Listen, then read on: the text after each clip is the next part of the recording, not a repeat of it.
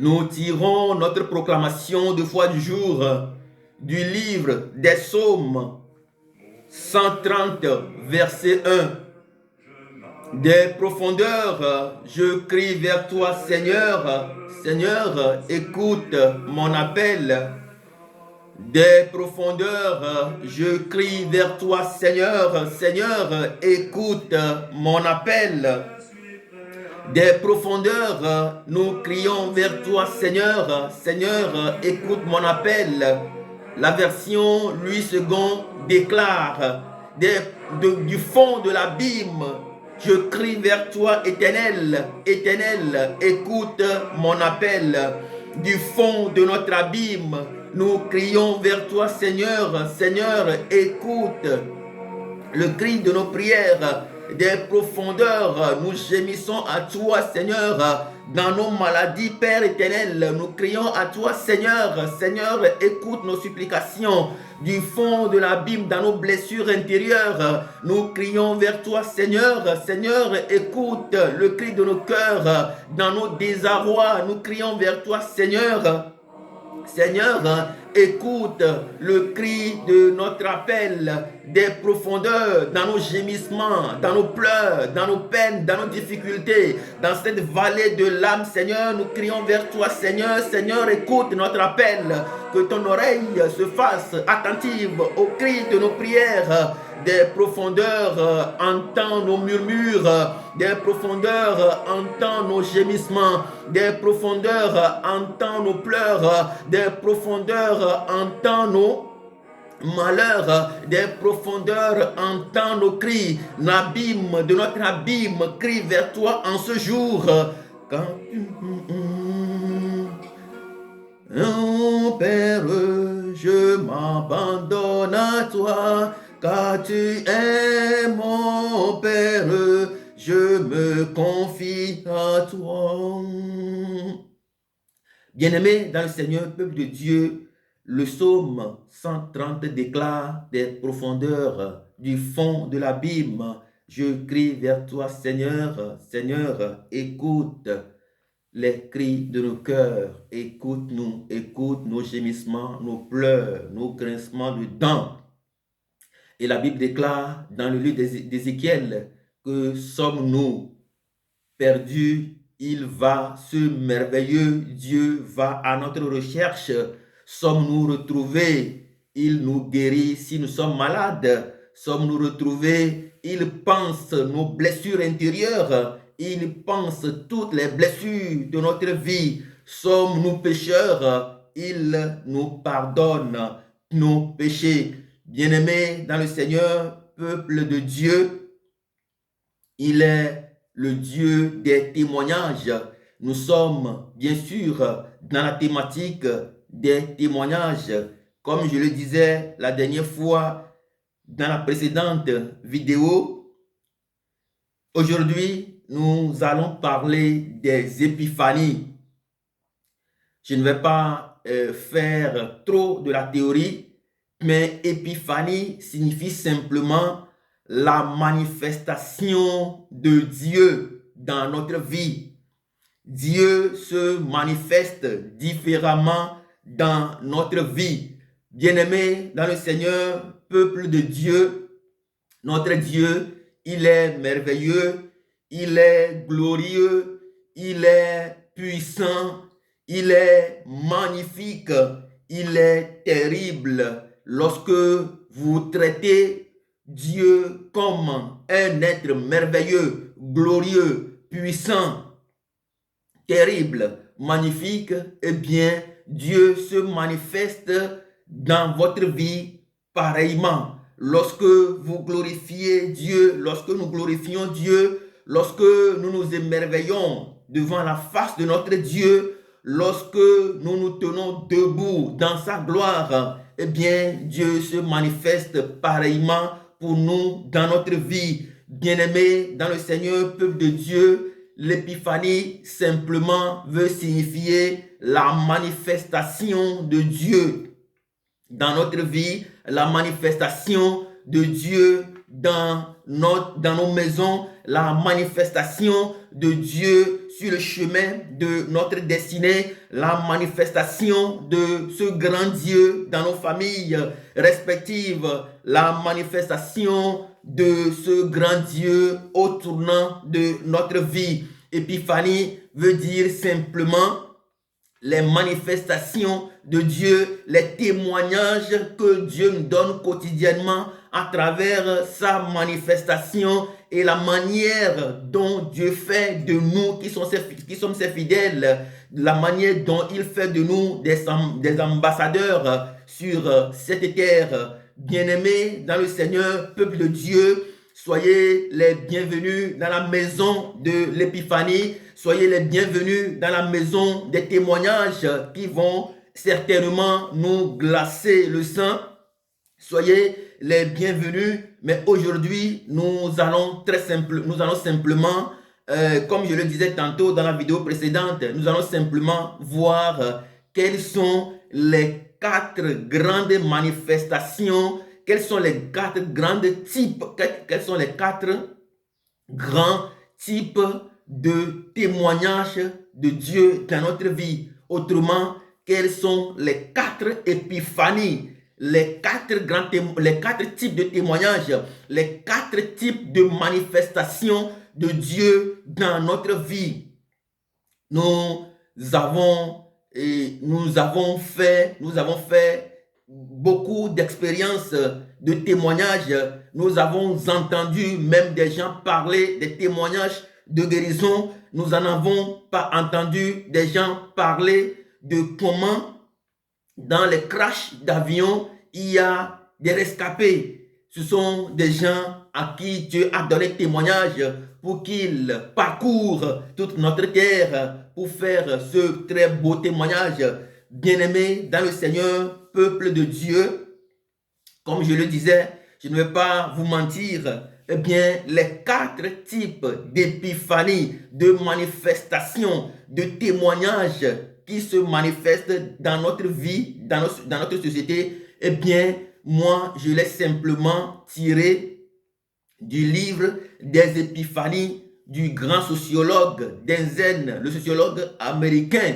Il a parlé sociologiquement, mais moi, j'ai simplement ramené ces 4 grandes épiphanies dans le champ de la spiritualité pour nous faire comprendre comment Dieu se manifeste, pour nous faire découvrir les types de manifestations de Dieu dans notre vie.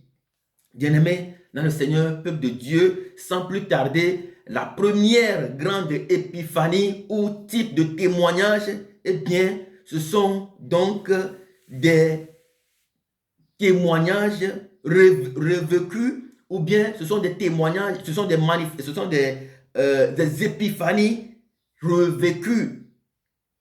Quand nous parlons des épiphanies revécues, c'est simplement que nous avons tendance dans notre monde à un certain moment de notre vie, à un certain tournant de notre vie, nous avons, devant un certain nombre de faits, nous avons tendance, comme si nous avons déjà vu ce que nous sommes en train de voir, comme si nous avons déjà vécu le fait, l'incident qui se produit vis-à-vis de nous. Quelquefois, dans nos rêves, nous faisons des rêves, mais nous les oublions complètement. Mais dans notre journée, au cours de nos journées, il y a des événements qui se produisent et qui nous permettent de revenir en nous et de nous rappeler très simplement de ce rêve-là que nous avons fait. Ou carrément, il y a des incidents qui se produisent devant nous et nous avons comme l'impression d'avoir déjà vécu ce phénomène-là. Bien-aimés, dans le Seigneur, peuple de Dieu, c'est un grand témoignage que Dieu nous donne pour nous dire qu'il est avec nous, que nous ne sommes pas en train de délire, que nous ne sommes pas en train de leurrer, eh bien, nous ne sommes pas en train de nous leurrer, eh bien, que c'est une réalité spirituelle, tangible, que nous devons nécessairement creuser pour voir où est-ce que Dieu nous appelle, à quel degré de spiritualité Dieu, notre Père, veut nous voir concrètement. Lorsque nous prenons Jean chapitre 1 verset 27, la Bible déclare que Jean-Baptiste a déclaré « Voici l'agneau de Dieu ». Il a déclaré « Celui qui vient après moi, il est le Christ. Eh bien, je ne suis pas digne de délier la courroie de ses sandales. » Bien-aimé dans le Seigneur, peuple de Dieu, c'est comme si Jean-Baptiste a déjà vécu ce fait, il a déjà vécu cet incident, il a déjà vécu ce phénomène en spiritualité, et lorsqu'il est en face de cette réalité, il n'a pas hésité de manifester simplement ce grand témoignage en disant « Il vient après moi, le Christ, le vainqueur du monde, la lumière du monde, il vient après moi et moi, je ne suis pas digne de délier, je ne suis pas digne de toucher à la courroie de ses sandales. » Et Jean-Baptiste, dans Jean chapitre 1 verset 29, il a déclaré « Voici l'agneau de Dieu, celui dont je vous parlais. C'est celui-là qui enlève le péché du monde. » C'est comme du révécu dans sa vie. C'est comme quelque chose qu'il a déjà vécu profondément dans sa vie. Et Jean-Baptiste est stoïque, inébranlable comme un rocher vis-à-vis de ses faits, vis-à-vis de ses témoignages. Et il pouvait facilement témoigner que c'est Dieu qui fait ces choses dans la vie de son peuple. Bien-aimé dans le Seigneur, peuple de Dieu, dans notre vie, il y a beaucoup de revécus, il y a beaucoup de situations de revécus, il y a beaucoup d'épiphanies revécues, il y a beaucoup de témoignages, il y a beaucoup de manifestations de Dieu que nous voyons et que nous sentons que nous avons déjà vécu ce phénomène-là. Mais la question est de savoir comment valorisons-nous ces témoignages-là? Comment valorisons-nous ces situations-là? Comment valorisons notre spiritualité pour que nous puissions effectivement grandir et aller à des étapes ostentatoires des données spirituelles pour pouvoir manifester la présence de Dieu, l'omnipotence de Dieu, l'omniprésence de Dieu, l'omniscience de Dieu au milieu des hommes sur la terre? C'est la grande question. Comment valorisons-nous ce phénomène du revécu, du déjà vu dans notre vie? Bien-aimé dans le Seigneur, peuple de Dieu, la deuxième grande épiphanie, le deuxième grand type de témoignage que nous avons, ce sont donc des expériences, ce sont des épiphanies, ce sont des témoignages cumulatifs. Ce sont des épiphanies cumulatives, c'est-à-dire simplement ce sont des tonnes et des tonnes d'expériences, de témoignages que Dieu nous donne quotidiennement et qui nous permettent de comprendre combien Dieu est avec nous. Lorsque nous prenons, par exemple, l'apôtre Paul, il a déjà fait une foultitude d'expériences en telle enseigne que lorsque nous parcourons ces épîtres, nous verrons bien que c'est quelqu'un qui raconte, qui met à plat, entre guillemets, le récit de son histoire de vie. Il met à plat, il éparpille, il écarte, il nous fait voir, il nous fait dévoiler, il nous montre tous ces grands témoignages cumulatifs. C'est-à-dire la foultitude, la multitude d'expériences, de témoignages qu'il a reçus de Dieu. Et quelque part, dans 2 Corinthiens 11, à partir de verset 23, il déclare « Sont-ils ministres du Christ? Je parle en homme qui extravague. Je suis plus encore par les travaux, bien plus par des coups, bien plus, par des emprisonnements, bien plus, souvent en danger de mort. 5 fois, j'ai reçu des Juifs 40 moins 1 coup. 3 fois, j'ai été battu de verge. 1 fois, j'ai été lapidé. 3 fois, j'ai fait naufrage. J'ai passé un jour et une nuit dans l'abîme. Et dans cet abîme, comme le déclare notre proclamation de foi du jour, nous crions tous vers Dieu en ce moment. dans notre abîme. Nous crions vers lui, nous le supplions humblement d'écouter les supplications de notre cœur. Et Paul continue en déclarant au 26, fréquemment en voyage, j'ai été en péril sur les fleuves, en péril de la part des brigands, en péril de la part de ceux de ma nation, en péril de la part des païens, en péril de la part des villes, en péril dans les déserts, en péril sur la mer, en péril parmi des faux frères. J'ai été dans le travail et dans la peine, exposé à de nombreuses veilles, à la faim et à la soif, à des jeûnes multipliés, au froid et à la nudité, et sans parler d'autre chose. Je suis assiégé chaque jour par les soucis que me donnent les églises. Bien-aimés dans le Seigneur, peuple de Dieu, voici des témoignages, des multiples témoignages que Paul est en train de nous faire.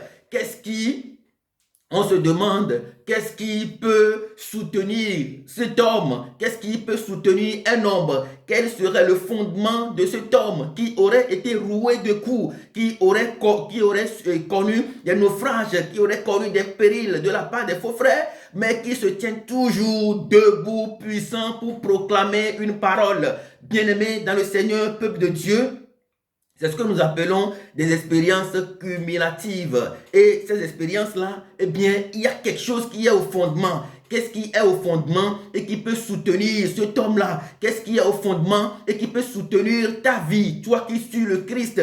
Qu'est-ce qui est au fondement et qui peut soutenir votre foyer, vous qui suivez le Christ? La question que nous nous posons en cette deuxième épiphanie, eh bien, qu'est-ce qui est au fondement de notre vie? Qu'est-ce qui est au fondement de notre vie? La Bible déclare, sans la foi, nous ne pouvons pas plaire à Dieu. Bien-aimés dans le Seigneur, peuple de Dieu, la Bible déclare encore dans Luc chapitre 8, si le Fils de l'homme reviendra-t-il sur terre, trouvera-t-il la foi? Bien-aimés dans le Seigneur, peuple de Dieu, qu'est-ce qui est au fondement de votre foyer? Qu'est-ce qui est au fondement de votre vie personnelle? Qu'est-ce qui est au fondement de ce que vous faites aujourd'hui pour le Christ?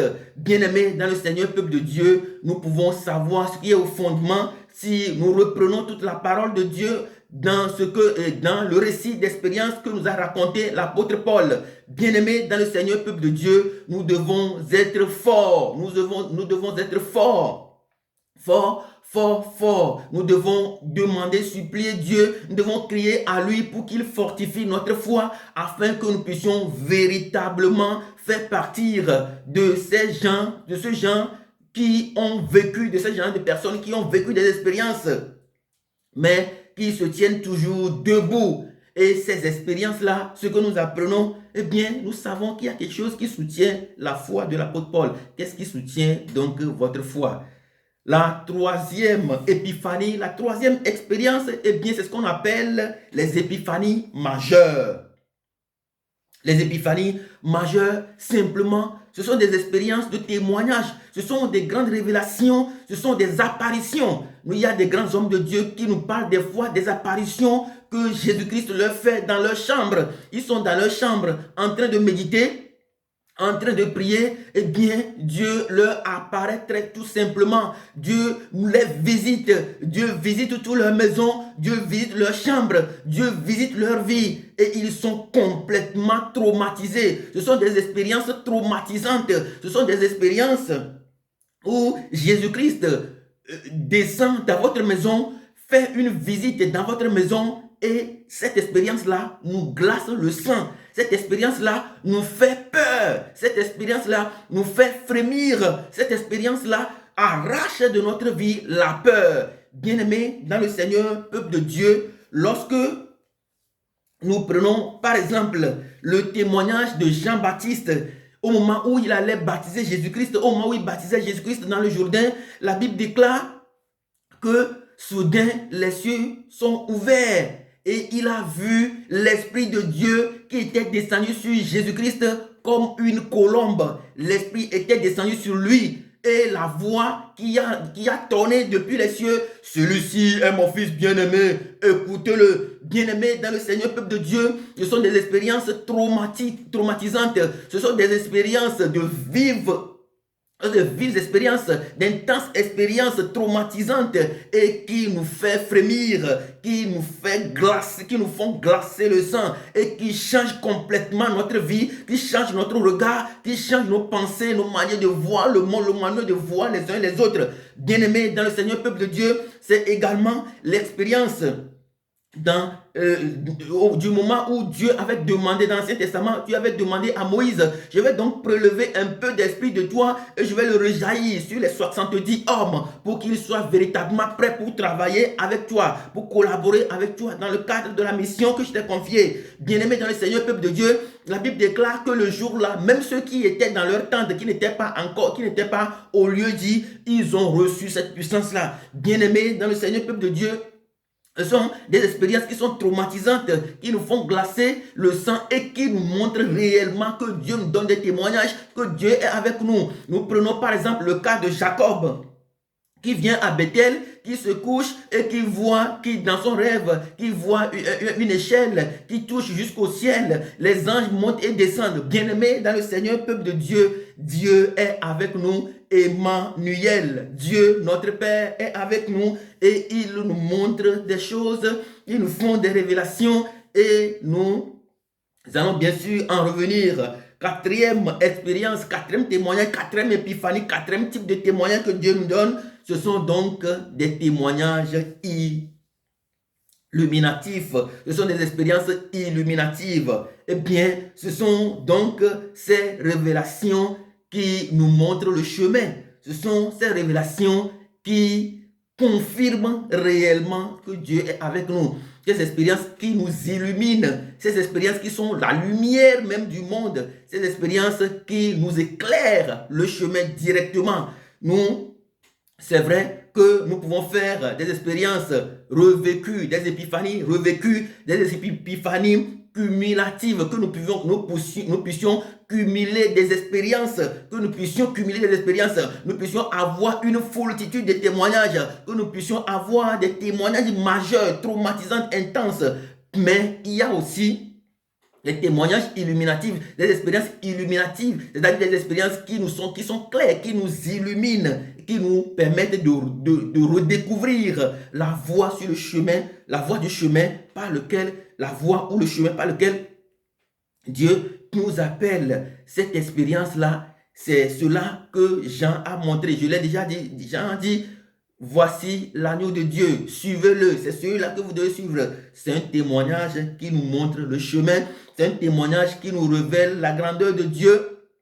Et il y a encore un témoignage lorsque Jésus-Christ était né. Un bébé était né et une étoile est apparue dans le ciel pour guider non pas les prophètes, mais pour guider les magiciens, les mages, vers là où Jésus était né. Ce sont des expériences qui sont véritablement illuminatives. Ce sont des expériences ultimes qui nous montrent en réalité le chemin. Bien-aimés dans le Seigneur, peuple de Dieu, avez-vous déjà fait du revécu? Avez-vous déjà fait du cumulatif? C'est-à-dire, avez-vous déjà des expériences, beaucoup d'expériences en Dieu, beaucoup d'expériences spirituelles? Avez-vous fait des expériences majeures, cumulatives, des expériences majeures, des expériences traumatisantes? Eh bien, il y a aussi des expériences cumulatives.